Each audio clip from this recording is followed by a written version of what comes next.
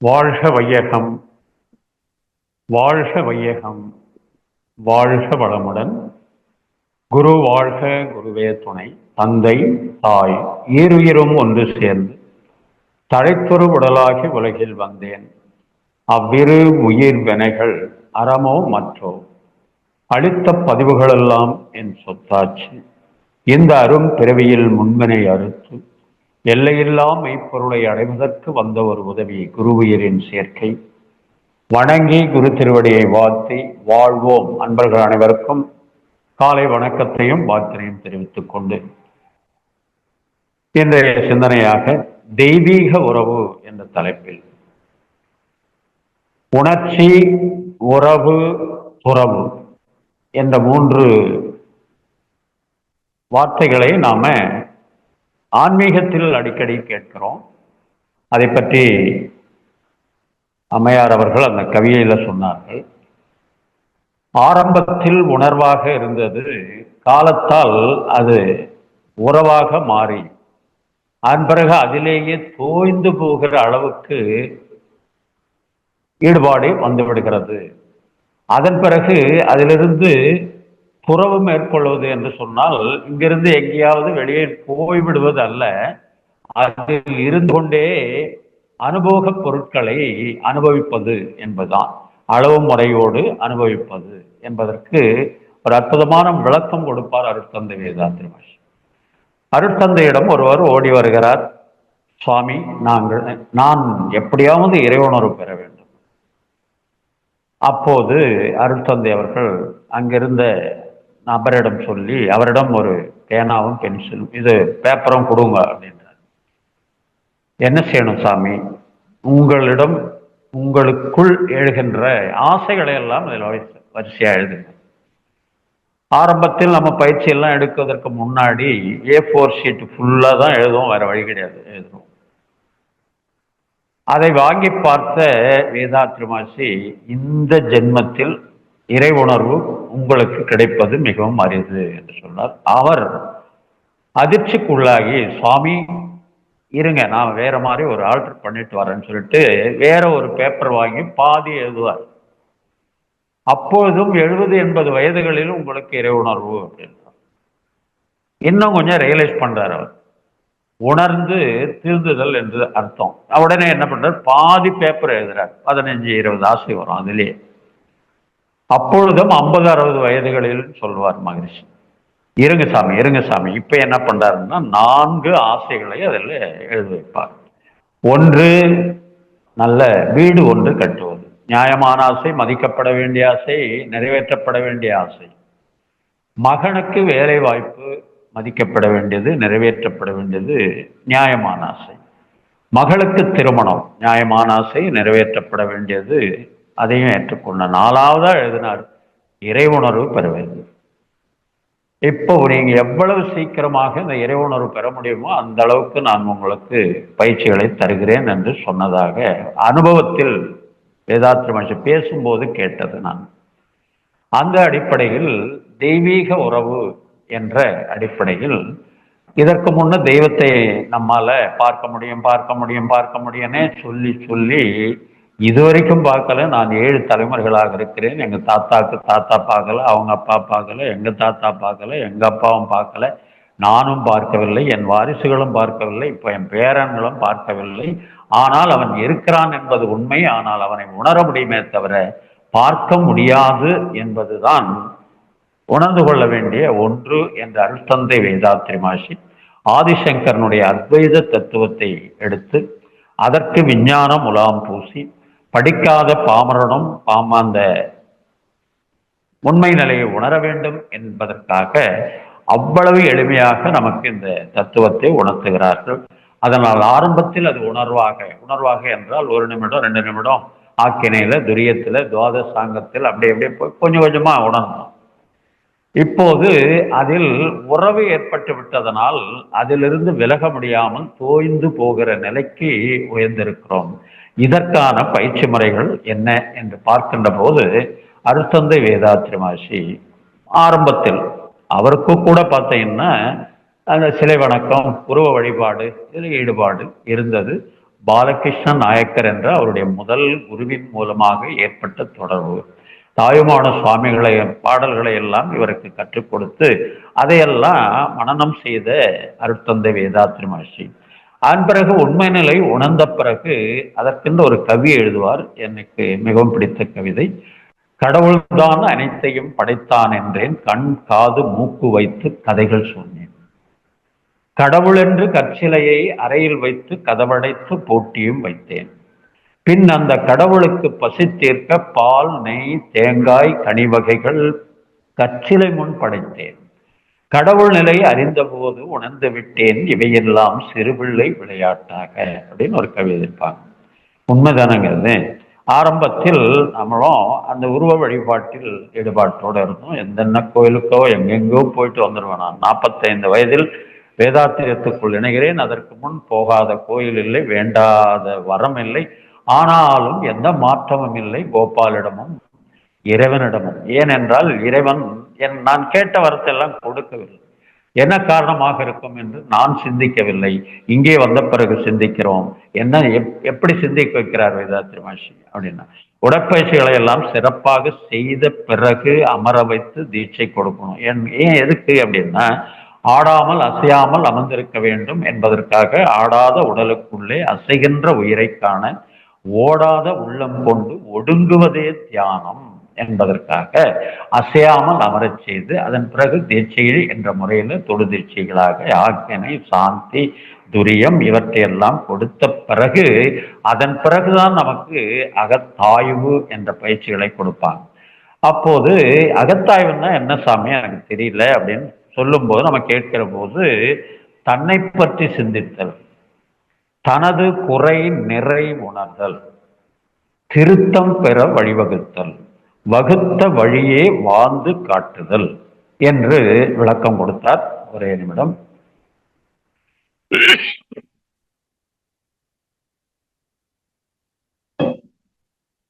மன்னிக்கணும், கடந்த ஒரு வாரமாக நிகழ்ச்சிகள் இருந்ததனால் தொண்டை வறட்சி.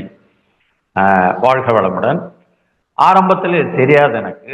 ஏனென்றால் திருவள்ளுவர் கூட கற்க கசடர கற்பவை கற்றப்பின் நிற்க அதற்கு தக என்ற ஒரு குரலில் சொல்லியிருப்பாங்க. இதுதான் அகத்தாய்வு.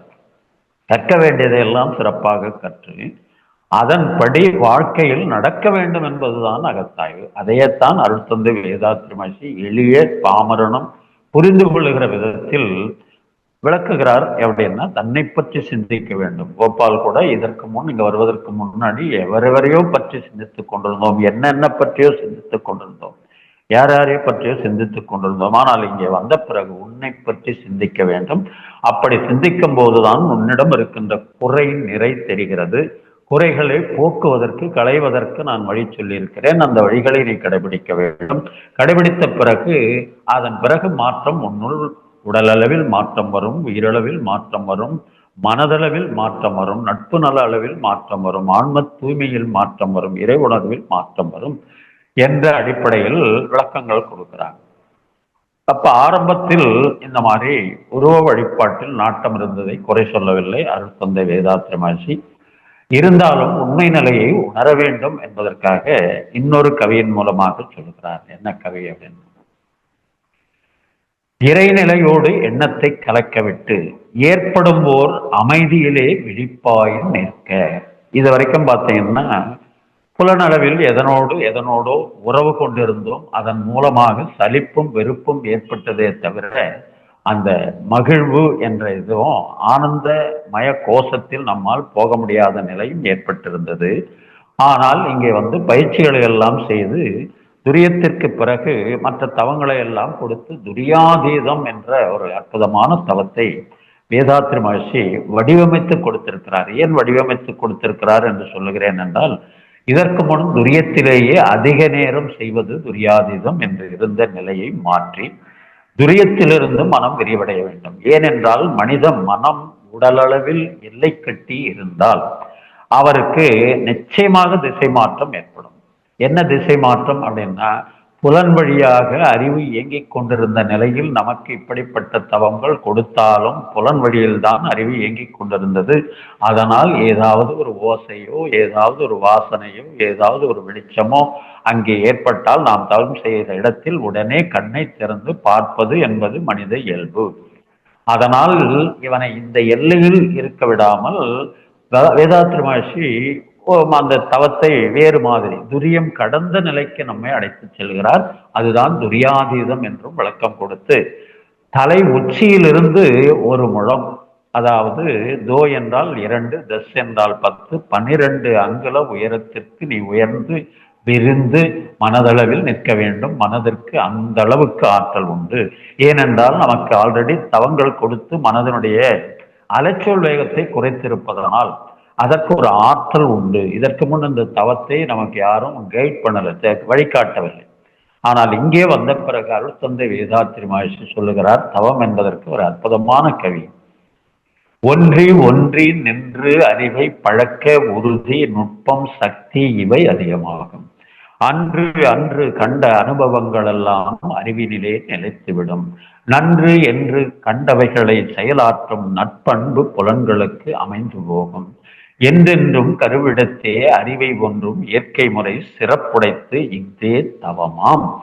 தவத்திற்கு இவ்வளவு அருமையான விளக்கம், எளிமையான விளக்கம். அப்படி என்றால் அவர் சொல்லுகின்ற இடத்தில் மனதை ஓர்மைப்படுத்தி ஒன்றி ஒன்றி தவம் செய்ய அந்த மனதனுடைய பழைய அலைச்சொல் வேகம் குறைந்து அங்கே ஒடுங்குவதனால் அதற்கென்று ஒரு ஆற்றல் அதிகரிக்கிறது.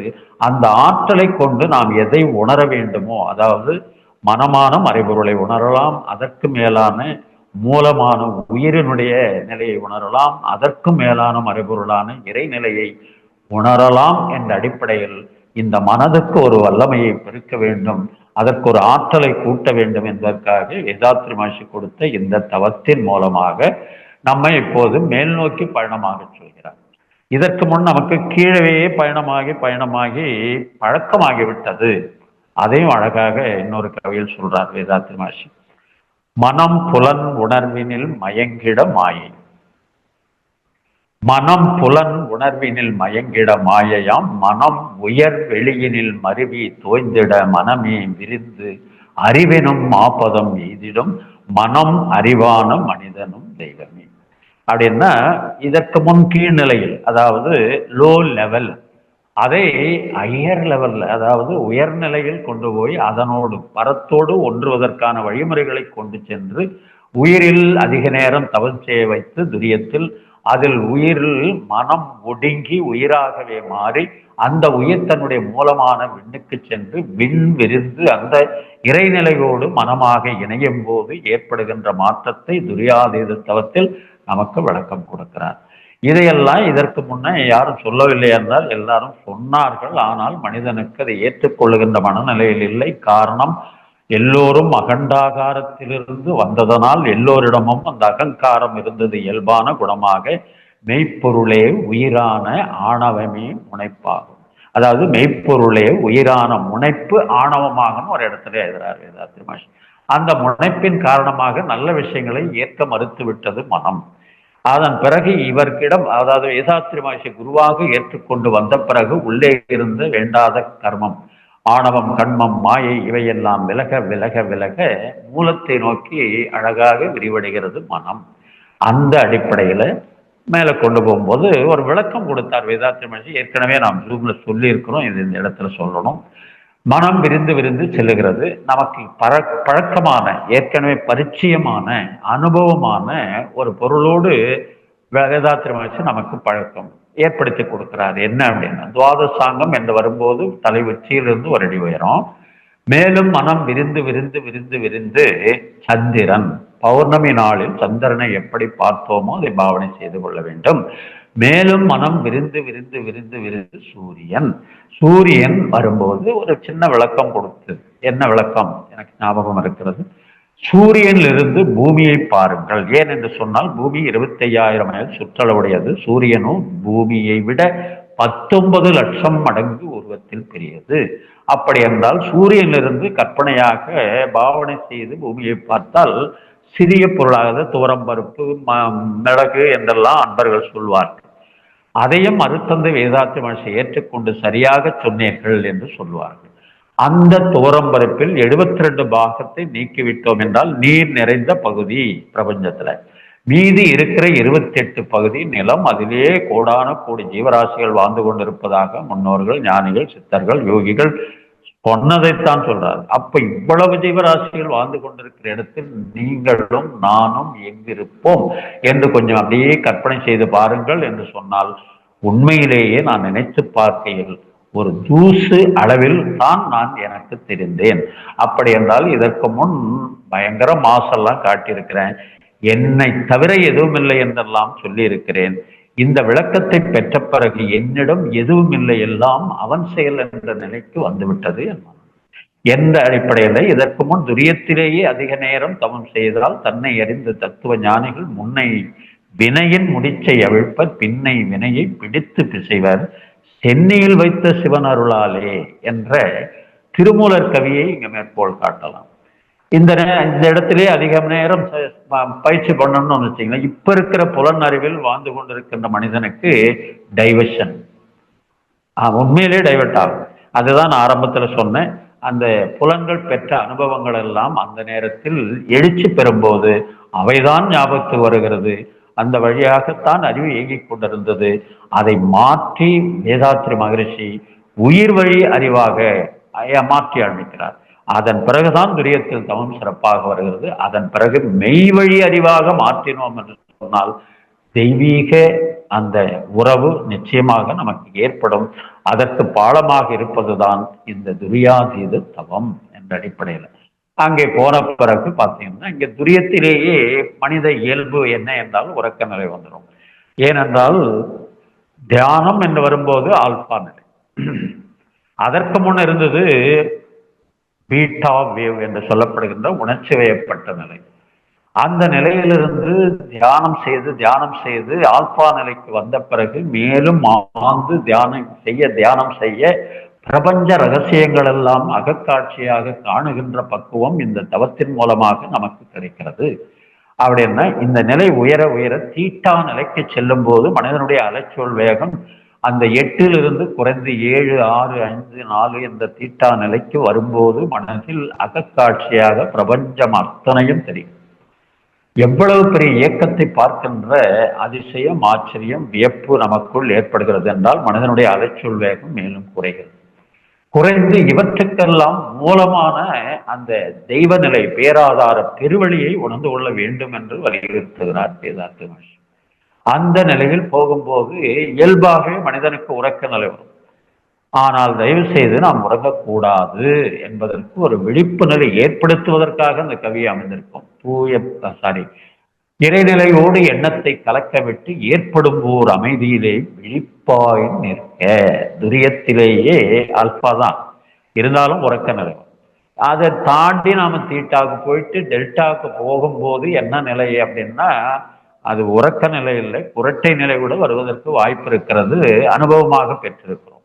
அந்த அடிப்படையில் மேலும் விரிந்து விரிந்து விரிந்து விரிந்து டெல்டா அலை என்று சொல்லப்படுகின்ற அந்த சமாதி ஆதிக்கு சமமான நிலைக்கு உயரும் போது, எண்ணங்கள் அற்ற நிலையில் நாம் சஞ்சரிக்கின்ற போது அந்த பேரியக்க, அதாவது பேரியக்க மண்டலத்துக்கு மூலமான பேராதார பெருவெளியை நாம் நமக்குள் அதற்குள் நாமும் நமக்குள் அதையும் ஐக்கியப்படுத்தும் போது ஆதிக்கு சமமான நிலைக்கு உயர்ந்து விடுகிறோம். அதை உணர்ந்து விடுகிறோம். இதை உணர்வதற்காகத்தான் மனித பிறப்பே எடுத்திருக்கிறோம் என்ற உண்மையெல்லாம் விளக்குகிறார் வேதாத்திரி மகர்ஷி. அந்த கவியில் வரிகள் மீண்டும் ஒரு முறை நாம் நினைவுபடுத்திக் கொள்வோம். அந்த இறைநிலையோடு எண்ணத்தை கலக்க விட்டு ஏற்படும் ஓர் அமைதியிலே விழிப்பாய் நிற்க நிறை நிலையே தானாக உணர்வதாகும். அதாவது நீ அதுவாக இருப்பதும் அது நீயாக இருப்பதும் தானாக உணர்வதாகும். அது நித்தம் நித்தம் எப்போதெல்லாம் இந்த தவத்தை செய்யணும். நித்தம் நித்தம் உடலில் உயிர் இயங்கும் மட்டும் உறைந்து உறைந்து இந்நிலையில் பழகிக்கொள்ள உலக இன்பங்களிலே அளவு கிட்டும் கரை நீங்கி அறிவு மெய்ப்பொருளாய் நிற்கும் கரைந்து போம் தன்முனைப்பு காணும் தெய்வம் என்று சொல்றார். இப்போ ஒரு சிலர் பழக்கத்தின் காரணமாக இந்த பயிற்சியெல்லாம் செய்து விட்டோம் என்று சொன்னால் நாம் சிவனை கண்டு விடுவோமா, பார்வதியை கண்டு விடுவோமா, விநாயகரை கண்டு விடுவோமா என்றெல்லாம் என்னிடம் வினாக்கள் எழுப்புவார்கள். அப்படி அல்லப்பா அதற்கு அர்த்தம். என்ன அர்த்தம் என்று சொன்னால், அந்த இறைநிலையோடு உணர்வு ஐக்கியமான பிறகு அந்த நிலையில் மீண்டும் லௌகிக வாழ்க்கையில் நாம் காணுகின்ற தோற்றப்பொருள் ஜீவப்பொருள் அனைத்திலேயும் அவனை பார்க்கிற பக்குவம் வந்துவிடும். ஏனென்றால் நம்மிடம் இருந்த ஆணவம் கண்மம் மாயை விலகியதனால், கரைந்ததால், அந்த பேரறிவை இங்கே மெய்ப்பொருளாக நிறைந்து போனதனால் யாரை பார்த்தாலும் எனக்கு தெய்வத்தை பார்க்கிற மாதிரி வந்துவிடும். அதனால் தான் தெய்வீக அறிவு அந்த இடத்தில். இதைத்தான் முதலில் நான் சொன்ன கவியில் சொன்னேன். உயர் நிலையில் அறிவு தோய்ந்திட மனமே விரிந்து அறிவினும் மாப்பதம் எய்திடும் மனம் அறிவான மனிதனும் தெய்வமே. மனமது இயற்கையதன் மாபெரும் நிதியலோ, மனதை தாழ்த்தினால் மயக்கத்தால் துன்பமே, மனதை உயர்த்தினால் மட்டில்லா என்பமாம். மனதிலே உள எல்லாம் மற்றெங்கு தேடுவீர் என்று ஒரு கவியின் மூலமாக அதை அற்புதமாக நமக்கு உணர்த்துகிறார்.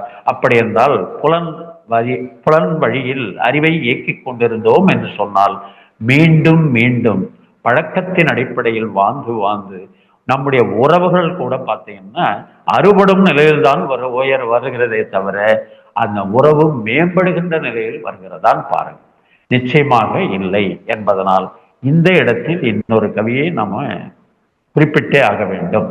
அருட்தந்தை அவர்கள் வழங்கிய கவி. இறைநிலையே அறிவாக இருக்கும்போது, அந்த இறைநிலையே நமக்குள் அறிவாக இருக்கும்போது, இவ்வறிவை சிலை வடிவத்து எல்லை கட்டி குறைகள் போக்க பொருள் புகழ் செல்வாக்கு வேண்டி கும்பிட்டு பலன் கண்ட வரையில் போதும். அதை நான் மீண்டும் சொல்றேன். அதாவது அந்த இறைவனே நமக்குள் அறிவாக இருக்கிறது. அதை நாம் என்ன செய்து விட்டோம் என்றால், பழக்கத்தின் அடிப்படையில எல்லா இடத்திலும் உருவச் சிலைகளை உருவாக்கி அதனிடம் நம்முடைய வேண்டுகோளை எல்லாம் வைத்து, நீயே ஒரு சிலையை உருவாக்கி நீயே அதனிடம் வேண்டுகோள் வைத்தால் எப்படி நடக்கும்? அப்படியே அதற்குள் இறைவன் இருப்பதாக பாவித்து நீ வேண்டினாலும் கூட உன் மனதில் உள்ள அந்த ஆணவம் கண்மம் மாயை, அது மட்டுமில்லாமல் 6 தீய குணங்கள் பஞ்சமா பாதகங்கள் இவற்றையெல்லாம் போக்காமல் நீ எந்த கடவுளிடம் போய் வேண்டினாலும் எதுவும் கிடைக்காதப்பனே.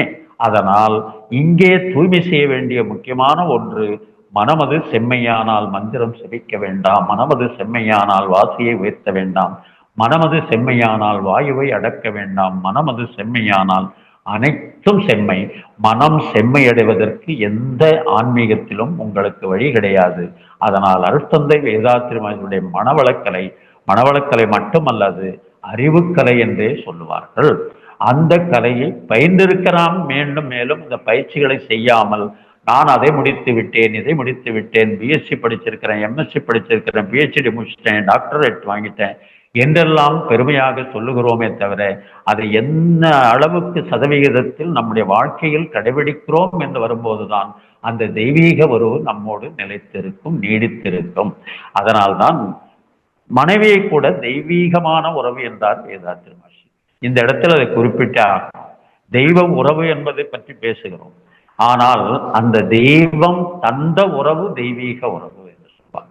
அதனால மற்ற உறவுகளை விட மிகவும் உறுதியானது, நெருக்கமானது, உருக்கமானது என்றெல்லாம் மனைவியை சொல்வதற்கு காரணம், இறைவனுக்கு அடுத்த நிலையில் இருக்கிற ஒரு தியாக பிரம்மம் மனைவி என்பதனால் அதை கூட ஒரு இடத்தில் அருட்தந்தை வேதாத்திரி மகர்ஷி தெய்வீக உறவு என்றும் டிவைன் பார்ட்னர்ஷிப் என்றும் சொல்லி வலியுறுத்தி, இந்த உறவு சிறப்பாக இருந்தால் இதை சுற்றி இருக்கிற அத்தனை உறவுகளும் சிறப்பாக இருக்கும். அப்படி என்றால் நான் தெய்வ உறவை பலப்படுத்தி விட்டேன் என்று சொன்னால் எனக்கு கிடைக்கின்ற தெய்வீக உறவு எப்படி இருக்கும் என்றால், என்னுடைய வினைப்பதிவுக்கு ஏற்ற துணையை இறைவன் எங்கேயோ ஒரு இடத்தில் உருவாக்கி வைத்திருக்கிறான். அந்த உறவு சரியான நேரத்தில் எனக்கு அமையும், அமைந்த பிறகு வாழ்க்கை சிறப்பாக அமையும். அந்த சிறப்பான அம்சத்தோடு அந்த தம்பதியருக்கு கிடைக்கின்ற குழந்தைகளும் பார்த்தீங்கன்னா வாழ்க்கையில் சிறப்பாக இருப்பார்கள். ஏனென்றால் பெற்றோர்கள் செய்கின்ற தவம் பிள்ளைகளுக்கு நலமாக முடியும் என்றும் விளக்கம் கொடுப்பாங்க. அப்போ இந்த நிலையில் தெய்வீக உறவு ஏற்பட வேண்டும் என்று சொன்னால் இன்னமும் அறிவை எல்லை கட்டியே வாழ்ந்து கொண்டிருந்தால் மாற்றம் எப்போது வரும்? அதற்காகத்தான் இந்த கவியை குறிப்பிடுகிறார் அருட்தந்தை வேதாத்திரி மகரிஷி. இறை நிலையே அறிவாக இருக்கும் போது இவ்வறிவை சிறை வடிவத்து எல்லை கட்டி குறைகள் போக்க பொருள் புகழ் செல்வாக்கு வேண்டி கும்பிட்டு பலன் கண்ட வரையில் போதும். நிறை நிலைக்கு அறிவு விரிந்து உண்மை காண நேர்வழியாம் அகத்தவத்தை குருவால் பெற்று. நிறை நிலைக்கு அறிவு விரிந்து உண்மை காண நேர்வழியாம் அகத்தவத்தை குருவால் பெற்று முழு அளவில் உன்னுள் இறையை தேர முயன்றிடுவீர் காலம் வீணாக்க வேண்டாம். ஏனென்றால் 120 வருடங்கள் யாரும் வாழ்வதில்லை. ஏனென்றால் வாழ்வதற்கான சூழ்நிலை இல்லை. ஏனென்றால் தனி மனிதன், சமுதாயம், இயற்கை என்ற முக்கோணத்தில் அமைந்திருக்கிறது மனிதனுடைய வாழ்க்கை. மனிதன் சமுதாயத்தோடு ஒற்றும் உறவையும் ஆறானான் பாருங்க. அதே நேரத்தில் சமுதாயம் இயற்கையோடு இணைந்து வாழ்கிறதான் பாருங்க. 5 அறிவு விலங்கினங்கள் வரைக்கும் இயற்கையோடு இணைந்த வாழ்க்கை வாழ்ந்து தனக்கு இடப்பட்டிருக்கின்ற காலம் வரைக்கும் சிறப்பாக வாழ்ந்து மடிகிறது. ஆனால் மனிதனுடைய நிலை கொஞ்சம் சிந்தித்து பாருங்கள். இன்னமும் பார்த்தீங்கன்னா ஒருவனை ஒருவன், அதாவது பறித்துண்டு வாழும் பண்பாடு மலர்கிறதே தவிர இட்டு உண்டு வாழும் பண்பாடு மலர வேண்டும் என்று சொன்னால் வேதாத்திரியம் இன்னும் வேகமாக சமுதாயத்தில் உலகத்தில் பரவ வேண்டும். அப்போதுதான் ஒவ்வொருவரும் இந்த வேதாத்திரியத்தை உணரும் போதுதான் தெய்வீக உறவில் அவர்கள் ஐக்கியமாவார்கள். தெய்வீக உறவில் ஐக்கியமாகும் போது அறிந்தது சிவம், மலர்ந்தது அன்பு என்பது போல அவனிடம் இருந்த அன்பும் கருணையும் பிரவாகமாக பெருக்கெடுத்தும். அப்படி அன்பும் கருணையும் பிரவாகமாக பெருக்கெடுக்கிற போது துன்பப்படுகின்ற உயிர்களை பார்க்கின்ற போது அவனிடம் அன்பு, இரக்கம், கருணை உண்டாகி நம்மால் இவர்களுக்கு என்ன செய்ய முடியும் என்ற நிலைக்கு தள்ளப்படும். அதற்காகத்தான் இந்த தெய்வீக உறவை ஏதோ உணர்வு என்ற அடிப்படையில கொஞ்ச நேரம் உணர்ந்துட்டு போயிடுறது இல்லைங்க. அதனால்தான் இது உறவு என்று சொன்னால் நீடித்திருப்பது, உணர்வு என்று சொன்னால சொல்லுவாங்க உணர்வுகள் என்றும் சிறுகதை, உறவுகள் என்றும் தொடர்கதை என்று சொல்லியிருப்பார் கவியரசு கண்ணதாசன். அந்த அடிப்படையில் இறைநிலையை உணரணுங்க. நம்ம எத்தனை ஆண்டு காலம் அருட்தந்தை வேதாத்திரி மகரிஷி சொல்லுகிறார், என் ஜனனம் என் மரணம் இரண்டையும் யான் அறிய எனினும் இவ்விரு நிகழ்ச்சிகளையும் கருத்தில் கொண்டே பொன்முதலாய் பொருள் அனைத்தும் ஈட்டுகிறேன்.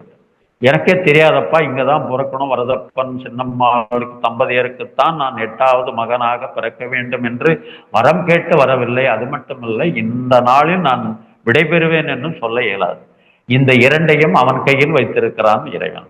அதற்குள் நம்மால் என்ன செய்ய முடியுமோ நமக்கும், நம்மை சார்ந்திருக்கிற குடும்பத்திற்கும், நம்மை சுற்றி இருக்கிற சுற்றத்திற்கும், இந்த உலகத்துக்கும். ஏன் உலகத்துக்கு அப்படின்னா, இந்த உலகம்தான் அனைத்தையும் நமக்கு வழங்கி கொண்டிருக்கிறது என்று சொன்னால், நம்முடைய தேவைகளை பூர்த்தி செய்து கொண்டிருக்கிறது என்று சொல்லும் போது அவற்றுக்கு நாம் என்ன செய்திருக்கிறோம் இது நாள் வரைக்கும் என்ற அடிப்படையில இந்த தெய்வீக உறவு அமைந்து விட்டது என்று சொன்னால், அதை வேதாத்திரி மகரிஷி 2 ஒழுக்க பண்பாடாக ஏன் நிறைவேற கொடுத்தார் அப்படின்னா, அமைதியான மனநிலையில் அதை நாம் பதிவு செய்து விட்டோம் என்று சொன்னால் அது நிச்சயமாக விளக்கத்துக்கு வரும். விளக்கத்து மட்டும் இல்லை, வாழ்க்கையில் கடைபிடிக்க வேண்டும் என்ற லட்சியம் வரும்.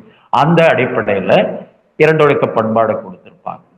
அப்படி அந்த தெய்வீக உறவு ஏற்படுவதற்கு துரியாதீதம் என்ற அற்புதமான தவத்தை கொடுத்து அதை எப்பெல்லாம் செய்யணும்னு சொல்றாரு. உடலில் உயிர் இயங்கும் மட்டும் உறைந்து இந்நிலையில் பழகிக்கொள்ள, அது இல்லாம அதனோடு ஐக்கியமாகி அதனோடு உறவான பிறகு என்ன தன்மை என்பதற்கு இன்னொரு கவியின் மூலமாக கூட வலியுறுத்துகிறார் வேதாத்திரி மகரிஷி. தூய பெருநிலை துரியாதீதமோ, தூய பெருநிலை துரியாதீதமோ துயர் மகிழ் இரண்டையும் துய்த்த என் அறிவை காலம் தூரம் பருமன் வேகம் எனும் கணக்கினை கடந்து மெய்ப்பொருளோடு இணைந்தது.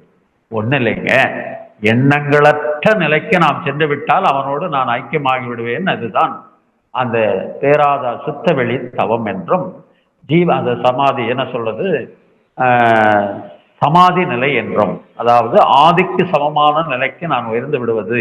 டெல்டா வேவ் 3-to-1 என்ற ரேஷியோவில் மனம் இயங்கினால் எண்ணமே இருக்காது. அதுதான் அழகா இங்க குறிப்பிடுகிறார். நமக்கு முதல் நிலையாக அவர் சொல்லியிருப்பார், ஒரு எண்ணம் எழுச்சி பெறுவதற்கு 4 இலக்கணங்கள். காலம் தூரம் பருமன் வேகம். என்ன அப்படின்னும்போது மறந்து போகுது. என்னன்னா எண்ணம் ஆராய்ச்சி ரொம்ப வருஷம் ஆச்சு சார், நான் 25 வருஷமா அதுல இருக்கிறேன் சார், அதனால எப்போ எண்ணத்தை ஆராய்ஞ்சேன் அப்படின்னா தினமும் தற்சோதனை பயிற்சி செய்ய வேண்டும். அப்போது தாங்க உள்ளே பதிவாகிற வேண்டாத பதிவுகள் விலக விலக விலக இறைநிலை சார்ந்த தவங்கள் எல்லாம் சிறப்பாக அமைய அமைய அமைய அன்றாடம் நம்முடைய ஆன்மாவை தூய்மை செய்து கொண்டே இருந்தால் அவன் நிச்சயமாக நம்முடைய ஆன்மாவில் குடியிருப்பது மட்டும் இல்லைங்க, ஏற்கனவே அவன் குடியிருக்கிறான். என்னவாக என்றால் அறிவாக. அந்த உண்மையை நாம் தெரிந்து கொள்ள முடியும் என்ற அடிப்படையில் தான் அந்த தெய்வீக உறவு வேண்டும் என்பதற்காக அருட்தந்தை வேதாத்ரி அந்த இறைநிலையை எப்படி நாம எங்கே கொண்டிருக்கோம் அற்புதமாக சொல்வார். இன்னொரு கவிதையும் சொல்றேன். உன் செயலை இன்ப துன்ப உணர்வுகளை எல்லாம் உன் செயலை இன்ப துன்ப உணர்வுகளை உள்ளிருந்து வாங்கி கருமையத்துள் வைத்து உன் மனம் உள் திரும்ப ஒவ்வொன்றாய் என்ன சொல்லுகிறார்? இப்போ நம்முடைய மேடம் இப்போ சொன்னாங்க இல்லைங்களா, ஒரு கவி, இன்பம் துன்பம் என்பது என்னன்னா நான் நீங்க ஆராய்ச்சி செய்யலைங்க, அருட்தந்தை வேதாத்ரி ஆராய்ச்சி செய்திருக்கிறார். இன்பம் துன்பம் என்பது என்ன, இவ்விரண்டும் எங்கிருந்து தோன்றுகின்றதென ஆராய்ந்து, இன்பமே இயற்கையில் என்றும் எங்கும் எதிலும் நிறைந்துள்ளது.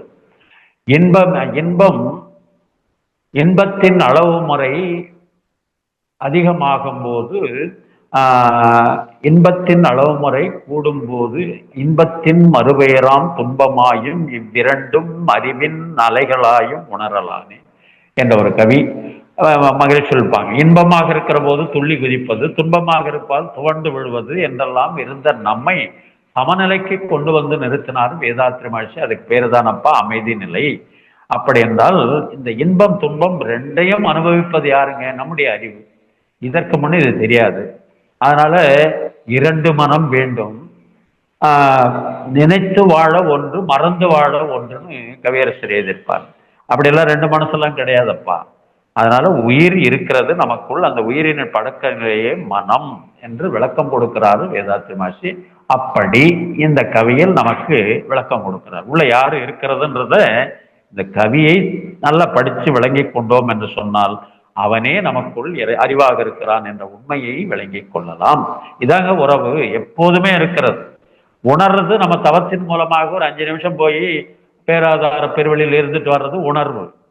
ஆனால் அவனோடு எப்போதும் இருப்பது அப்படின்னு பார்த்தீங்கன்னா அருட்தந்தையெல்லாம் மணிக்கணக்கில் அந்த இறைநிலை உணர்வோடு இருப்பது, அதான் உறவு.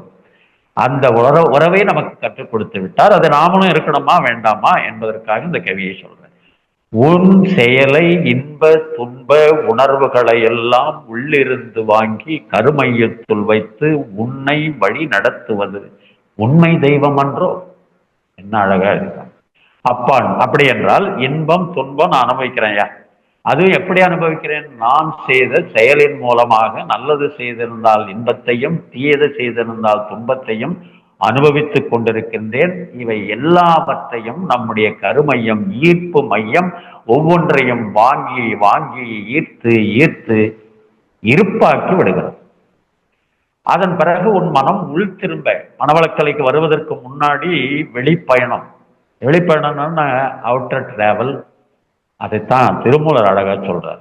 உள்ளத்தின் உள்ளே உள்ள பல தீர்த்தங்கள் மெல்ல குடைந்து நின்று ஆடார் வினைகட பள்ளம் மேடு பறந்து திரிவரே கள்ள மனமுடைய கல்வியுள்ளோரே.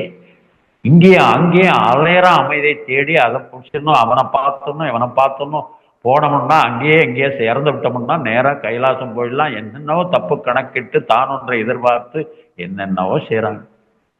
ஆனால் எதை செய்ய வேண்டுமோ அதை செய்ய மறுத்து விடுகிறான். அதனால் மீண்டும் மீண்டும் துன்பத்தில் அழிந்து கொண்டிருக்கிறான். பார்க்கிறோம் அனுபவத்துல. அந்த அடிப்படையில உள்முகமாக போவதற்கு வழி சொன்னவர் யார் என்று சொன்னால் அருட்தந்தை வேதாத்ரி மகிழ்ச்சி. உன் மனம் உள் திரும்ப.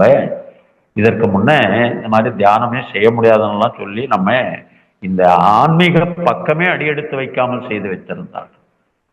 இதையெல்லாம் கண்ணுற்ற அருட்தந்தை வேதாத்ரி மகிழ்ச்சி எல்லோரும் அகண்டாகாரத்தில் இருந்து வந்தவர்கள் தான்.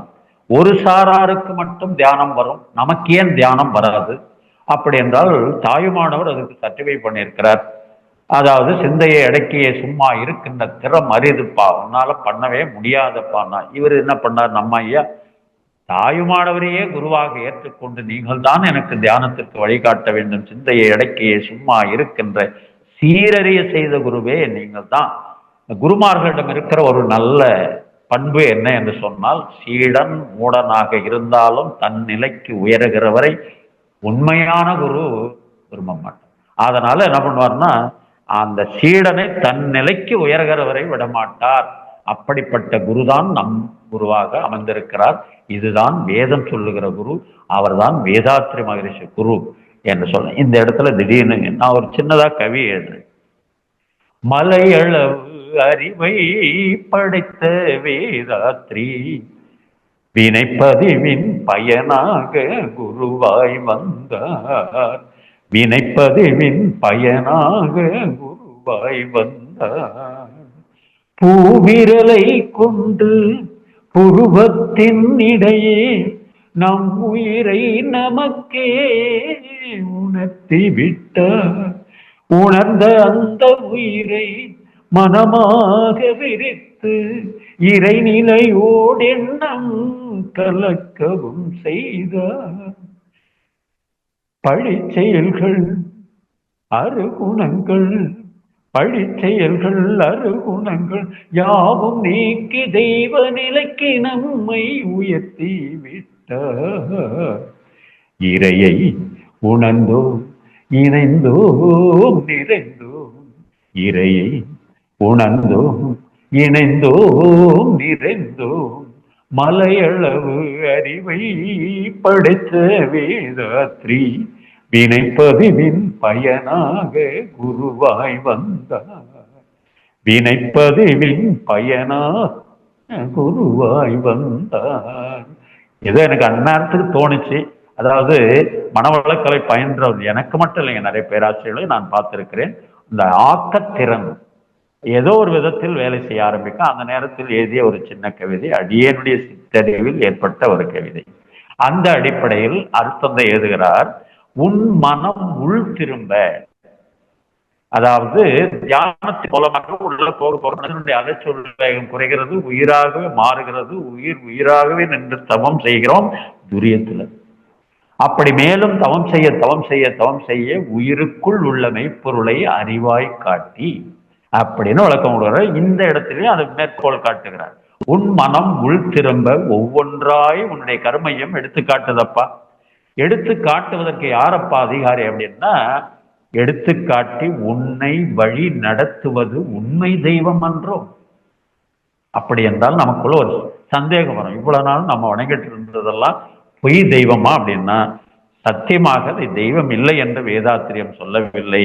அதற்குள்ளேயும் தெய்வம் இருக்கிறது, ஆனால் அதற்குள் மட்டும்தான் தெய்வம் இருக்கிறது என்று வாதாடாதீர்கள். ஏனென்றால் வேதத்தை நான் படித்ததில்லை, ஆனால் வேதத்தின் முப்பொருளாய் என்னை கண்டேன். வாதத்தில் நான் கலந்து கொண்டதில்லை, வாதிப்போர் அனைவருக்கும் பொருளாய் உள்ளேன்.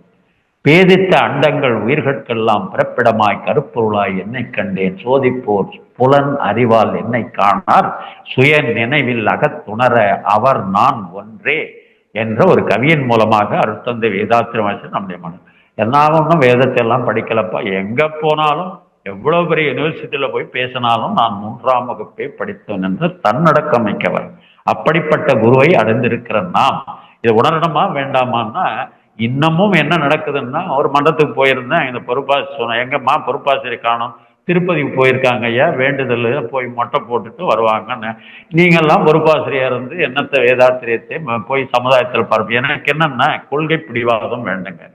தெரிந்தோ தெரியாமலோ பெற்றோர் செய்த புண்ணியமோ நாம் செய்த புண்ணியமோ வேதாத்திரி மகரிஷி உருவாக ஏற்ற அந்த கொள்கைப்படி நடக்க வேண்டும் என்று வந்துவிட்ட பிறகு இன்னமும் ஆற்றில் ஒரு கால் சேற்றில் ஒரு கால். இன்னொரு இடத்துல பார்த்தீங்கன்னா பக்தி குழாம வச்சு நடத்துன்னு இருக்கிறாங்க. இதெல்லாம் எங்க போய் முடியுது அப்படின்னு பார்த்தீங்கன்னா, அதனால தான் கொஞ்சம் ஸ்ட்ரகிள் ஆகிறது வேதாத்திரியம். தயவு செய்து ஒன்றை பிடி, உறுதியாக பிடி, இறுதி வரைக்கும் படி. அருட்தந்தை வேதாத்திரி மகரிஷியுடைய நண்பர் புலவர் தியாகராஜன் ஐயா சொல்லுவார் அடிக்கடி. அப்படி பிடிச்சதுங்க. பிடிச்சதுனால தீர்மானமா இதுதான், கொள்கையில மாற்றமே கிடையாது. இந்த அடிப்படையில உள்முகமாக திருந்த ஒவ்வொன்றாய் எடுத்துக்காட்டி உன்னை வழி நடத்துவது உண்மை தெய்வம் என்றோ. உன்னுள்ளே தெய்வம் அறிவாக உள்ள உண்மை உண்மை உற்றுப்பார் அறிவு தெய்வம் இரண்டும் ஒன்றாய் காண்பாய். உன்னுள்ளே அறிவு தெய்வமாக உள்ள உண்மை நீ உணர்ந்திட்டால் உலக மக்கள் அனைவரும் உன் உடன் பிறந்தோர் ஆவார் என்று எதற்காக குறிப்பிடுகிறார் என்று சொன்னால், ஒவ்வொருவரிடமும் உள்ள அறிவை தெய்வமாக அனைவரும் உணர்ந்து விட்டார்கள் என்று சொன்னால் எல்லோரிடத்திலும் அந்த பிரம்மமே உயிராக இருக்கிறது என்ற உண்மையை உணர்ந்து விட்ட பிறகு ஒரு தெய்வம் இன்னொரு தெய்வத்தை பழிவாங்குமா? அதன் பிறகு பாவச் செயலை செய்யுமா? அதை உணர்ந்து கொண்ட பிறகு அவர்களுக்கு எந்த விதத்திலும் நாம் தீங்கு செய்யக்கூடாது, ஏனென்றால் இறைவன் அவர்களுக்குள்ளேயும் அறிவாக இருக்கிறான் என்ற உணர்வு வந்துவிடும் அல்லவா என்ற அடிப்படையில் இந்த உணர்ந்துட்டோன்னு வச்சுங்க, இதுதாங்க அந்த டிவைன் பார்ட்னர்ஷிப். நிச்சயமாக அந்த உறவினுடைய மேன்மையை உணர்ந்து கொள்கிறோம் என்ற அடிப்படையில் அருட்தந்தை வேதாத்ரி மகரிஷி. அதற்காக உடனே ஒரு சிலர் நினைக்கலாம், பக்தி மார்க்கத்தை எந்த விதத்திலும் அருட்தந்தை அவர்கள் குறை சொல்லவே இல்லை, கும்பிடாதே என்றும் சொல்லவில்லை. அதற்கும் ஒரு அற்புதமான கவியை எதிர்ப்பார், அதையும் இந்த இடத்தில் குறிப்பிட்டாக வேண்டும். மனித மனம் உயர்ந்து அறிவினும் மா பதம் எய்திட. மனித மனம் உயர்ந்து மாபெரும் மனித மனம் உயர்ந்து அறிவினும் மாப்பதம் எய்திட. மனதை வளப்படுத்தும் நெறியே பக்தி வழி ஆகும். மனதை வளப்படுத்தும் நெறியே பக்தி வழி ஆகும். புனித குணம் உரு அமைந்த பொருத்தமான சிலைகள். புனித குணம் உரு அமைந்த பொருத்தமான சிலைகள். புனைந்துரைத்த கற்பனையாம் கதைகள் இவை கொண்டு தனி மனிதன் சிறு வயதில் வணங்கும் முறை நன்று. கோயில் இல்லை வேண்டாம்னா சொல்லல பாருங்க. தனி மனிதன் சிறு வயதில் வணங்கும் முறை நன்று, தன் வயது 20க்குள் தக்க குருவின் மூலம் கனிவுடைய கருதவத்தில் சிவம் மகத்தே கண்டு கற்பனைகளை கடந்து உண்மை நிலை உணர வேண்டும். அதுவே தெய்வீக உறவு. அந்த உண்மையை உணரணும் அப்பா. இன்னமும் பழக்கத்தின் அடிப்படையிலேயே அதனால்தான் இதையெல்லாம் சொல்லி உனக்குள் அறிவாக இருக்கிறது. ஒரு முறை நான் ஆழியார்ல பேராசிரியர் திருநோக்கு பயிற்சி நடக்கும்போது அங்க ஒரு பேராசிரியர் அற்புதமான இதை அழகாக ஒரு சின்ன விளக்கம் கொடுத்து வெளிப்படுத்தினார். இந்த இடத்துல சொன்னா சிறப்பா இருக்கும்னு நினைக்கிறேன் நான். என்ன அப்படின்னு ஒரு சித்தர் சொல்லுகிறார், காட்டானே மேலேறி கடைத்தெருவே போகையிலே நாட்டார் நமைமறித்து நகைப்புரிய பார்ப்பரன். நாட்டார் நமைமறித்து நகைப்புரிய பார்த்தாலும் காட்டானை மேலேறி என் கண்ணம்மா கண் குளிர காணேனும். காட்டான் என்று சொன்னால் தன்னை யாரிடமும் காட்டிக்கொள்ளாத அறிவு. விளக்கம் அருட்தந்தை அவர்கள் தருகிறார். தன்னை யாரிடம் காட்டிக்கொள்ளாது. நீங்களே கேட்டு பாருங்களேன், அறிவு இருக்கான்னு கேட்டீங்கன்னா யாராலும் அதை எடுத்து காட்ட முடியாது. எல்லோரிடமும் இருக்கிறது. என்னவாக? மறைபொருளாக. அதைத்தான் அருட்தந்தை வேதாத்ரி மகரிஷி விளக்கம் கொடுக்கிறார். என்னன்னா, வெளியில் உருவச்சிலையாக நாம் மதிப்பதுதான் அந்த தெய்வம் தான் உனக்குள்ளேயே அறிவாக இருக்கிறது. அப்படி என்றால் தெய்வம் அரூபமானவன். 2 அரூபம் பிரபஞ்சத்தில் கிடையாது. உன்னுள் அறிவாக இருக்கின்ற தெய்வத்தை உணராதவன் வெளியில் உருவமாக படிப்படுகிறான். அவ்வளவுதான். அப்படி என்றால் எல்லோரிடமும் அது இருக்கிறதப்பா. அதை எப்படியாவது உணர வேண்டும் என்பதற்காக மேலேறி போறாராம். யாரு? அந்த சித்தன். 5வது அறிவு நிலம், 4வது அறிவு நீர், 3வது அறிவு நெருப்பு, 2வது அறிவு காற்று, அதற்கு அடுத்த முதல் அறிவு விண். என்ன அதனுடைய கணத்திற்கு ஏற்ற மாதிரி வரிசைப்படுத்தி சொல்றேன். அந்த கடைசி தெருவுக்கு போயிட்டேன் நான். இன்னும் கொஞ்ச நேரத்தில் அதை உணரப் போறேன். நாட்டார் என்று சொன்னால் எல்லா விதத்திலும் நாட்டம், எல்லா பொருட்களிலும் நாட்டம் உள்ள நம்முடைய புலன்கள் நம்மை பார்த்து சிரிக்குதான். அவரை பார்த்து நாட்டார் நமைமறித்து நகைப்புரிய பார்த்தாலும் காட்டானை மேலேறியன் கண்ணம்மா கண் குளிர காணேன். விடமாட்டேன் நான் அது அப்படின்னு அவர் ஒரு வைராக்கியம் எடுக்கிறார் பாருங்க. அதுபோல நாமும் தவநிலையில் அமைதியான மனநிலையில் இன்றைக்கு எப்படியாவது அந்த இறைநிலை உணர்வை 5 நிமிடம் கொடுத்திருக்கிறார் வேதாத்ரி மகரிஷி. சுத்தவெளி தவமாக நேற்றைக்கு 1 நிமிடம் சாதித்தேன். இன்றைக்கு நான் 2 நிமிடம், நாளைக்கும் அப்படி படிப்படியாக அதில் வெற்றி காணுவேன். அந்த நாட்டார் நம்மை மறித்து நகைபுரிய பார்த்தாலும் காட்டானை மேலேறியன் கண்ணம்மா கண் குளிர காணேனோ அப்படின்னு வைராக்கியம் கொள்ளணுங்க.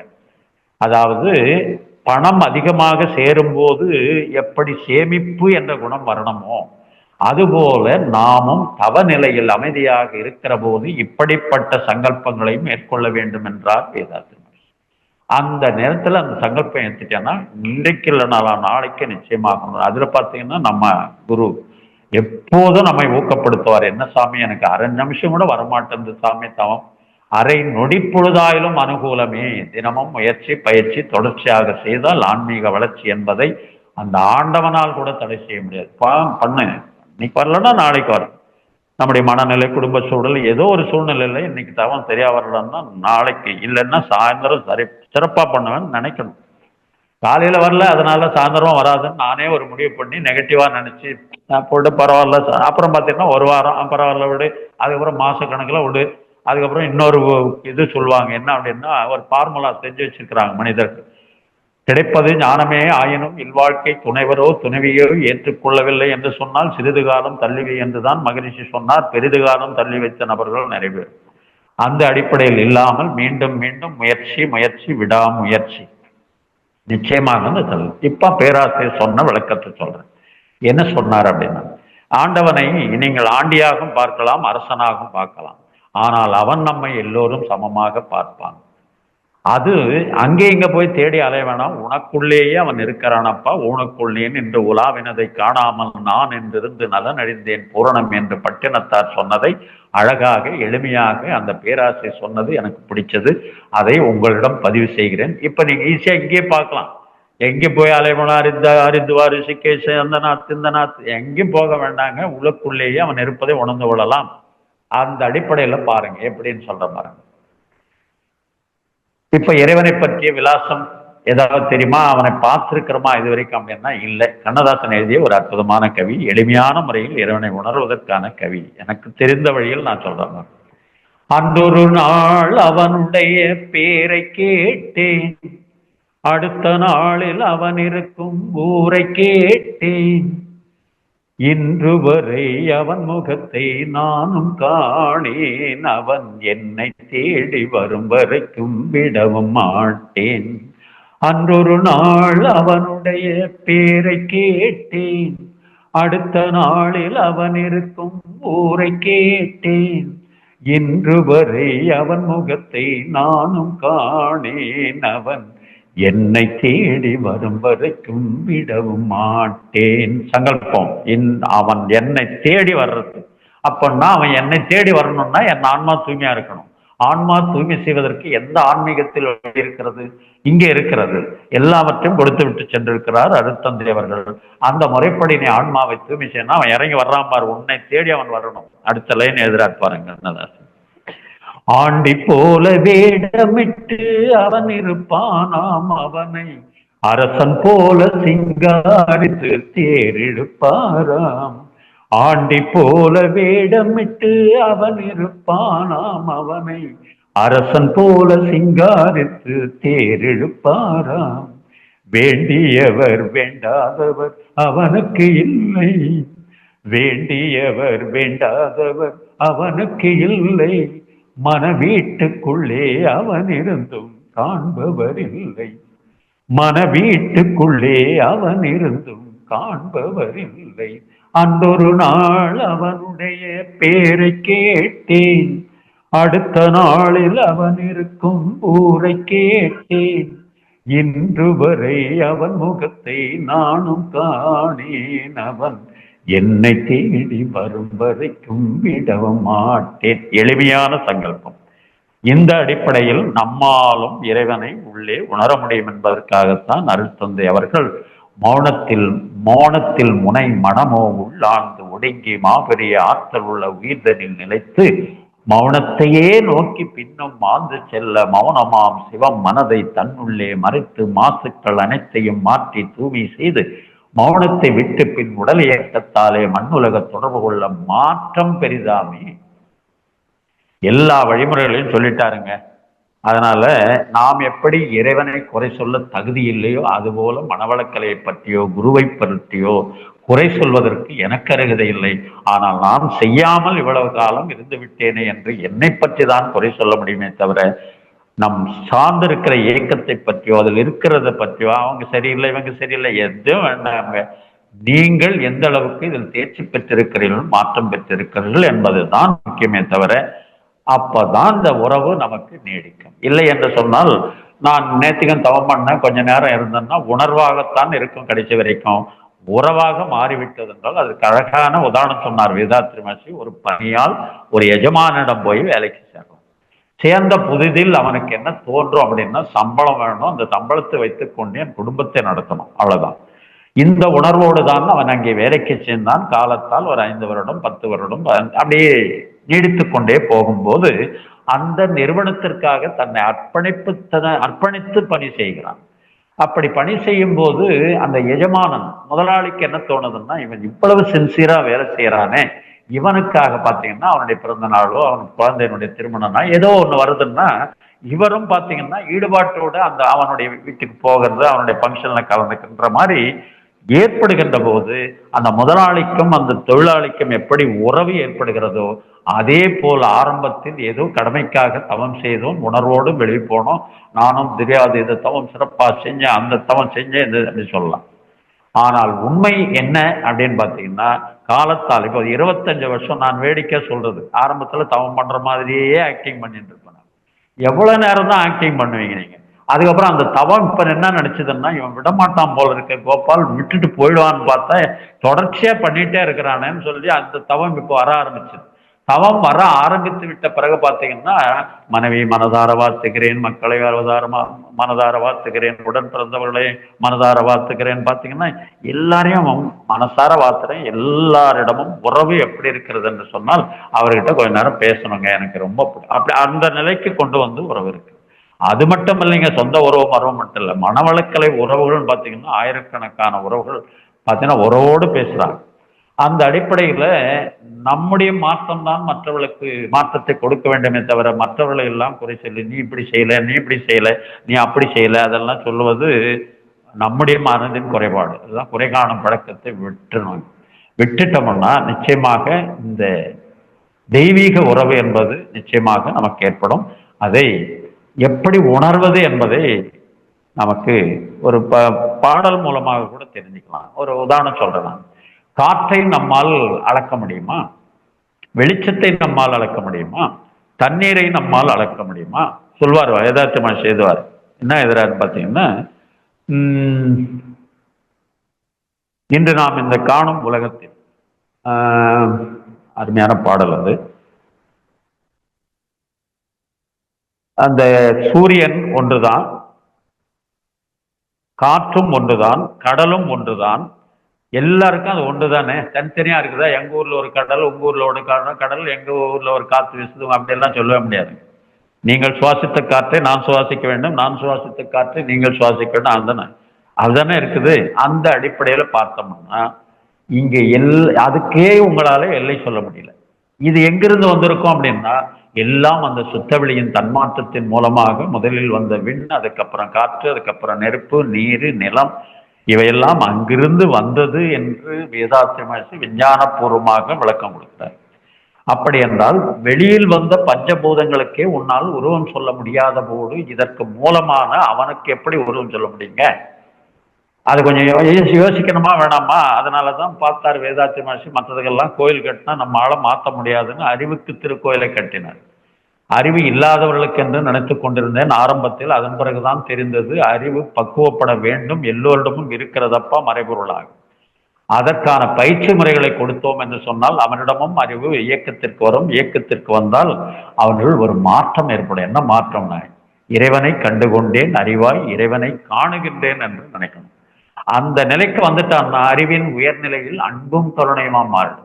இது எனக்கு மட்டும்தான் இருக்கா? வேதாத்திரி சொல்றது எனக்கு மட்டும் இல்லப்பா, உனக்குள்ளும் இருக்கிறது. உத்தம நண்பர்கள் உங்களுக்குள்ளேயும் அறிவு இருக்கிறது என்பதை அழகா எழுதியிருப்பார்கள். உத்தம நண்பர்கள் உங்கட்டும் உரியது, சித்தம் மேனும் உயிர்க்குள் சிறப்பாய் விளங்குவது, முக்தர்கள் அறிவினில் முழுமையாய் திகழ்வது, இத்தனை சிறப்போடும் எல்லோருக்குள்ளும் நிறைந்த இறைவனை கண்டு கொண்டேன் அறிவாய் இறைவனை காணுகின்றேன், இறைவனை கண்டு கொண்டேன். இதை ஏற்கனவே உணர்ந்திருக்கிறாங்க நிறைய பேர். அதை சொல்லுவதற்கு ஓமானம் ஓமேயம் இல்லை. அதை அழகா சொல்றார் வேதாத்திரி மகர்ஷி. முந்தையோர்கள் அகத்தவத்தால் முற்றுணர்ந்த போதிலும் மொழிவதற்கு ஊமையின்றி முட்டி மோதி நின்றனர். இந்த நாள் விஞ்ஞானமோ ஏற்றம் பெற்றதால் அதை இயங்கிடும் மின்சாரம் மூலம் எல்லோருக்கும் உணர்த்தலாம். அந்தமா மெய்ஞானத்தோடு அணு விஞ்ஞானம் இரண்டையும் அறிந்து உய்ய பாலம் போன்ற ஆக்க ஞானம் காந்தமே.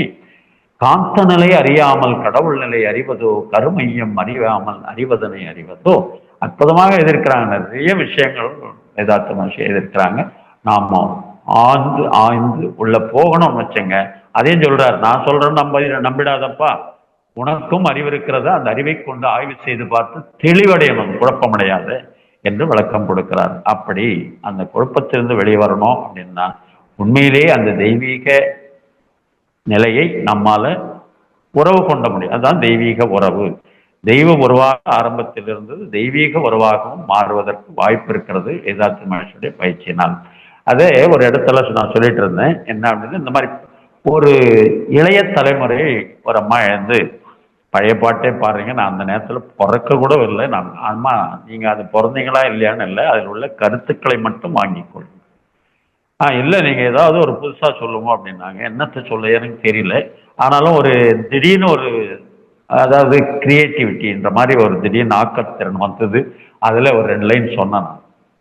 இன்னிசை பாடி வரும் இளம் காற்றுக்கு உருவமில்லை, காற்றலை இல்லை என்றால் ஒரு பாட்டொலி கேட்பதில்லை, ஒரு காலம் வருகையில் உள்ளம் கொள்ளை போகுது, ஆனால் காற்றின் முகவரி கண்கள் உணர்வதில்லை, இந்த வாழ்க்கையே ஒரு தேடல் தான், அதை தேடி தேடி தேடும் மனது தொலைகிறது.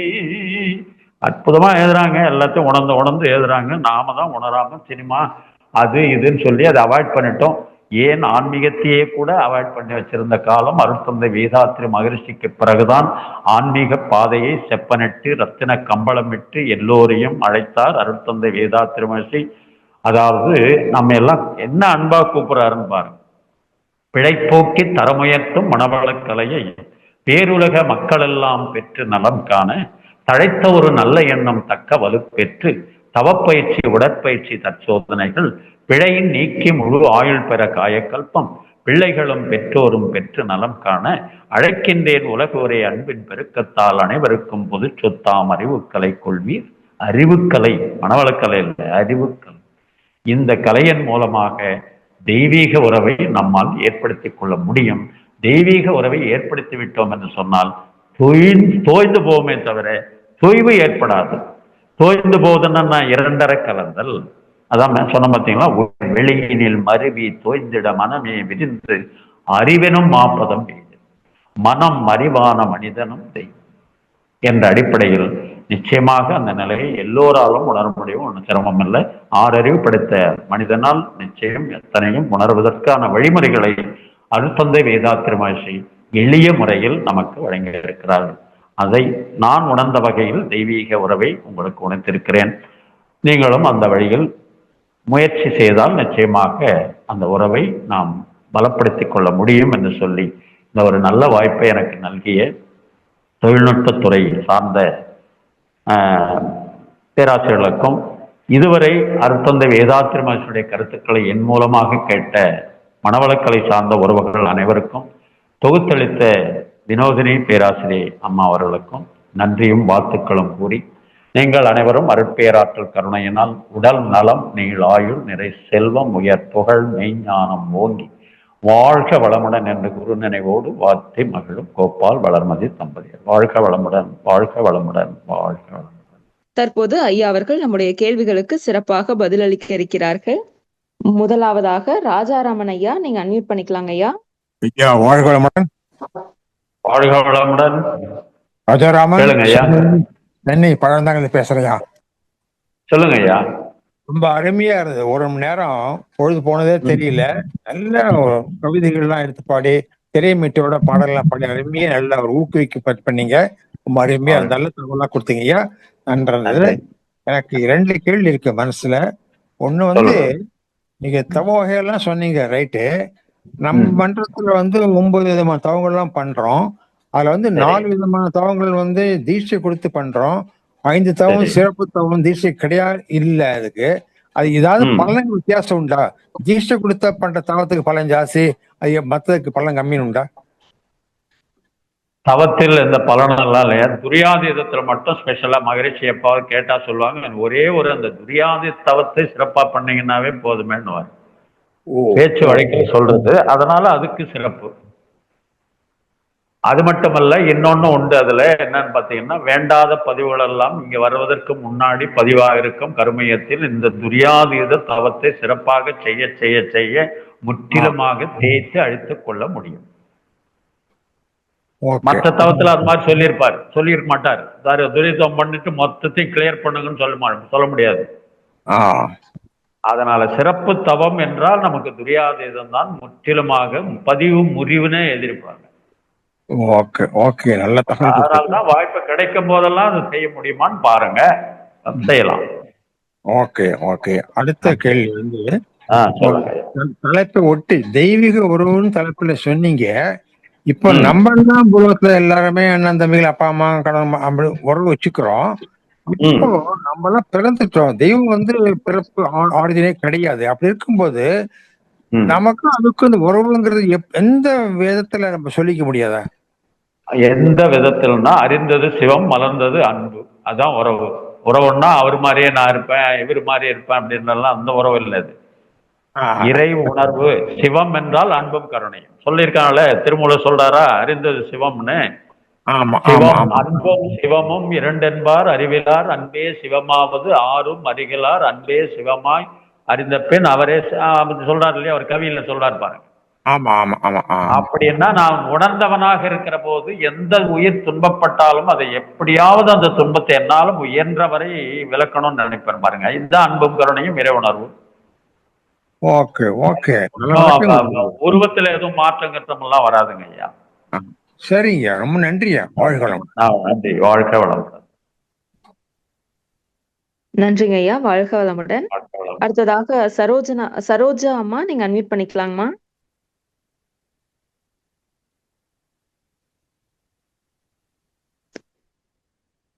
சரோஜாமா, நீங்க அன்மியூட் பண்ணிக்கலாங்கம்மா. வாழ்க வளமுடன் ஐயா. வாழ்க வளமுடன். கேளுங்கம்மா. தெய்வீக உறவுன்னு சொன்னீங்க ஐயா. அந்த தெய்வீக உறவு வந்து ஆண்டாள் வந்து இந்த மாலை போட்டு அந்த தெய்வீக உறவு அதுதானே அவர் பார்த்தாங்க.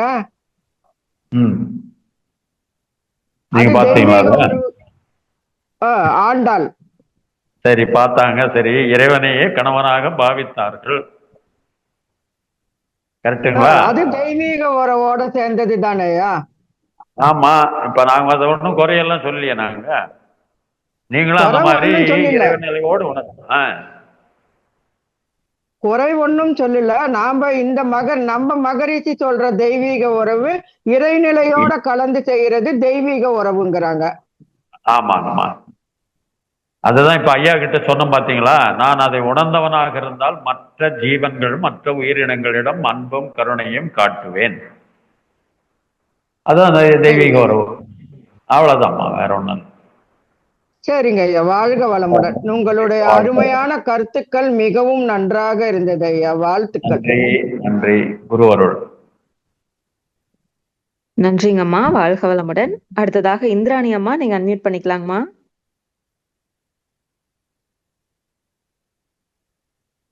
நன்றி அம்மா. ஐயா வாழ்க வளமுடன். ஐயா வாழ்க வளமுடன். சொல்லுங்கம்மா. கொஞ்ச நாள் ஆயிடுச்சு ஐயா, நீங்க வந்து ரொம்ப நாள் ஆயிடுச்சு, எதிர்பார்த்துக்கிட்டே இருந்தேன். கேட்க முடியாது இல்லையா, அவர்கள் எப்போ போடுறாங்களோ அப்ப பேசுறேன்.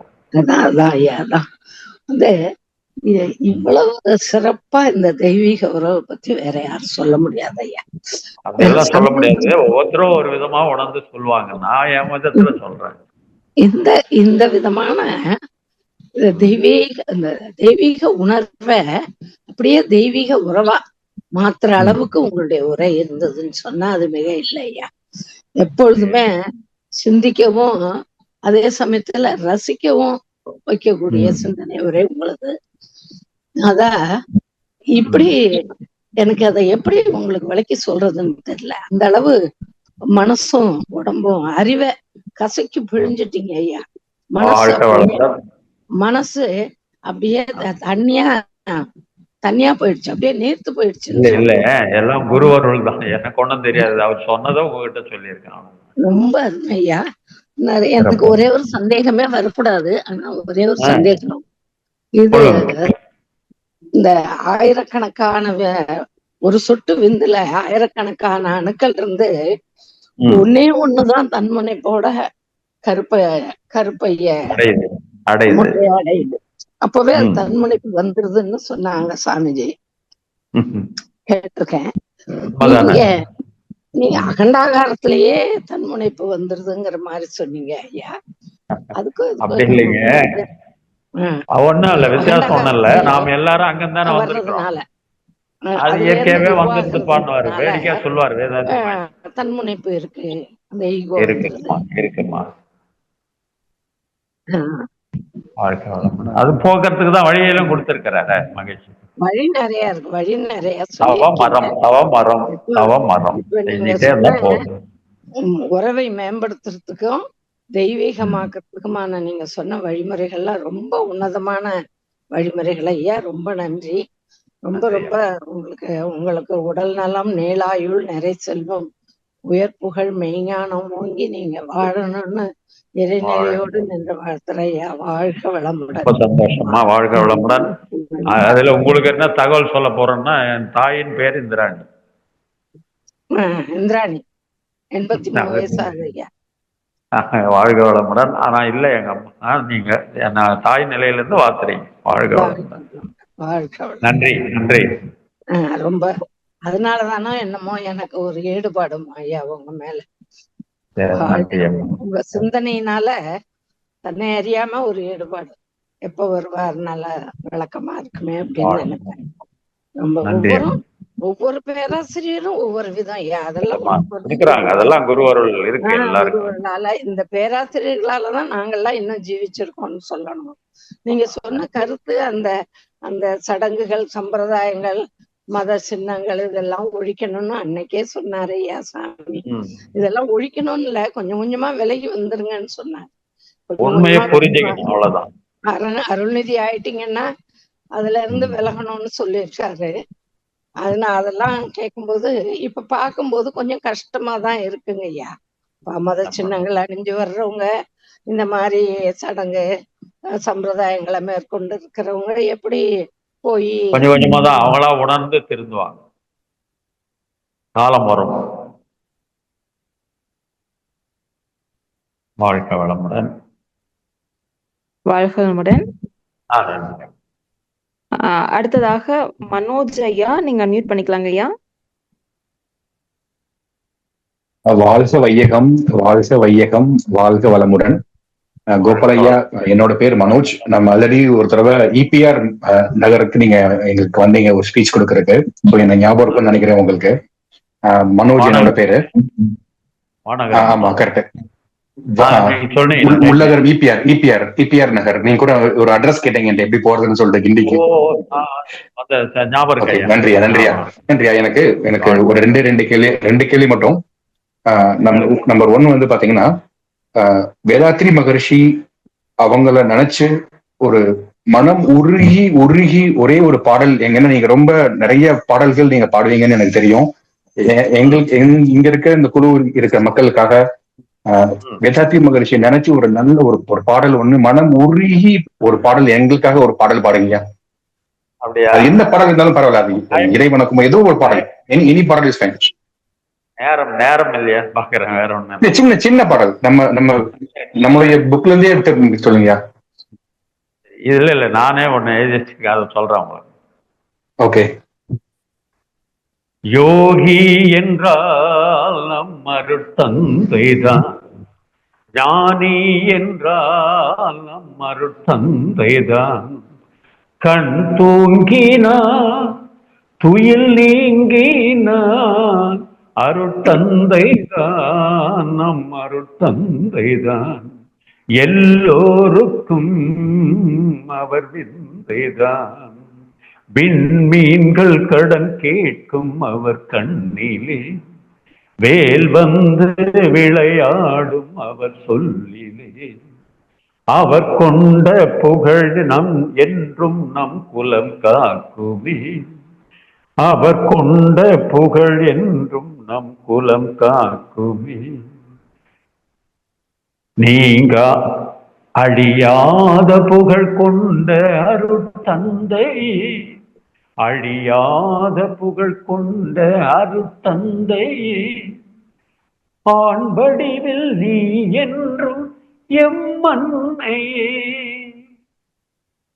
யோகத்தின் தந்தை என விழி சொல்லுமே, வேடத்தினினம் என்று நடை சொல்லுமே, நிலையான மனிதர் என்று பேர் சொல்லுமே, நீதானே அசல் என்று ஊர் சொல்லுமே, உன் போல சிலர் என்று உருவாகலாம், உன் உடல் கொண்ட நடைக்கு அது ஈடாகுமா? யோகி என்றால் மறுத்தந்தைதான், ஞானி என்றால் நம் அருட்தந்தைதான். கண் பூங்கினான் புயல் நீங்கினான், அருட்தந்தைதான் நம் அருட்தந்தைதான், எல்லோருக்கும் வாழ்க வளமுடன். ரொம்ப நன்றி. சூப்பரா இருந்தது கேட்கும் போது. என்னுடைய ஃபைனல் கொஸ்டின் மட்டும், ஐயா, நானு இந்த மாதிரி நிறைய யூடியூப்ல வீடியோஸ் இது மாதிரி பாக்குறேன். நானு எனக்கு என்னென்ன அறிமுகப்படுறதுக்காக, அதாவது அது மாதிரி இப்ப இன்னைக்கு நீங்க பேசும்போதும் ஐயா, நம்ம ஒரு விஷயங்கள் பேசும்போது கண்ணை மூடிட்டு நம்ம பேசுறோம். நானுமே கூட இப்ப நிறைய விஷயங்கள் வந்து இப்ப இது மாதிரி பேசும்போது என்ன அறியாம வந்து நான் கண்ணை மூடியே நான் பேசுற மாதிரி எனக்கு இருக்கு. அது நம்ம அந்த மாதிரி கண்ணை மூடி பேசுறது நமக்கு கரெக்டுங்களையா இல்ல தவறுங்களையா? அதை பத்தி கொஞ்சம் சொல்ல முடியுங்கய்யா? எனக்கு அதுக்கு விளக்கம் சொல்ல முடியல. நிறைய பேர் பேசுவாங்க, ஏன் வேதாத்திரி மகர்ஷியோட பேசும்போது அப்படி கண்ணை மூடுவாரு, அப்புறம் விளக்கம் சொல்லிட்டு திருப்பி கண்ணை திறப்பாரு. அது அதனால வந்ததா இல்லன்னு தெரியல, இயல்பா வந்து செய்யாது. இனிமேல் கண்ணை திறந்து பேசுறேன். இல்ல இல்ல, எனக்கும் நானும் அந்த மாதிரி வருது, எனக்கும் அந்த மாதிரி கண்ண மூடிய பேசுற மாதிரி எனக்கு தோணுது. அது அது கரெக்டா தவறாங்கிறது தெரியல, அதுக்காக ஜஸ்ட் உங்களை கேட்டுக்கிறீங்க. கான்சென்ட்ரேஷன் ஒரே இதுல போகும், வேற ஒன்று. ஓகேங்க, okay okay okay, super. Okay, நன்றி நன்றி நன்றிங்க, நன்றி நன்றி மனோஜ், நன்றி நன்றியா, நன்றியா. நன்றி ஐயா, வாழ்க வளமுடன். அடுத்ததாக குருவம்மாளம்மா, நீங்க அன்மியூட் பண்ணிக்கலாங்கம்மா. வாய்ப்பு கொடுத்தமைக்கு மிக்க நன்றிமா. வாழ்க வளமுடன். வாழ்க வளமுடன்மா. ஐயா வாழ்க வளமுடன் ஐயா. மிக சிறப்பு, அற்புதமா இருந்துச்சுங்க ஐயா பாட்டு, ரொம்ப அற்புதம் ஐயா. நீங்க கேள்வி கேக்குறேன். வந்து நீங்க வந்து இவ்வளவு நாள் இந்த பாட்டை எழுதி வச்சுட்டே இருந்திருக்கீங்க, அந்த பாடுறதுக்கு சந்தர்ப்பம் இல்லை. இன்னைக்கு சாமிஜி உங்களுக்கு ஒரு சந்தர்ப்பத்தை கொடுத்துட்டாரு. ஆமா ஆமா. அப்புறங்க ஐயா, ஆமா, என்னோட கேள்வி என்னங்கன்னா, ஒருத்தர் வந்து பேஸ் மேக்கர் வச்சிருக்காருங்க ஐயா, அவர் வந்து உடற்பயிற்சி செய்யலாமாங்க ஐயா? டாக்டர் அட்வைஸ் படி செய்யலாம். எப்போ வச்சாங்க? அது இப்போ ஒரு 5 years பேக். தாராளமா செய்யலாமா? அதான் கேட்டு. சமீபத்துல செஞ்சாதான் ஒரு 6 மாசம் வெயிட் பண்ணுங்கன்னு சொல்லுவாங்க. அது 5 வருஷம் ஆகுதுன்னா டாக்டருடைய அட்வைஸ், அந்த பயிற்சி எல்லாம் செய்யலாங்களா அப்படின்னு கேட்டுக்கணும். நான் சொல்லத நீங்க செஞ்சீங்கன்றுவாங்க டாக்டர். அதனால ஒரு அட்வைஸ் கேட்டுக்கிறது நல்லது. சரிங்க. அதனால இதனால எந்த பாதிப்பும் ஏற்படாது. தைரியமா குருவை நினைச்சு பயிற்சி பண்ணலாம். இந்த கண்ணு மூடிட்டு இப்ப பேசுறதுக்கு சொன்னீங்கல்ல, அப்ப சாமிஜி கிட்ட இந்த கேள்வியை கேட்டாங்க ஐயா. சாமிஜி சொன்னாங்க, கண்ணு வழியாதான் ஆற்றல் நிறைய செலவாகுது. 83.23%. ஆமா, அதனால நான் வந்து அப்பப்ப கண்ணை மூடிட்டு ஆற்றலை ரொம்ப செலவு பண்ணக்கூடாதுன்னு நிறைய பேர் அப்படிதாங்க செய்யறாங்க. கண்ணு மூடிட்டு மூலமா எனக்கு அந்த கருத்து மகரிஷி சொன்னதா நான் வாங்கிக்கிறேன், உள் வாங்கிக்கிறேன். வாழ்க்கை நம் கடமை அறவாழ்வின்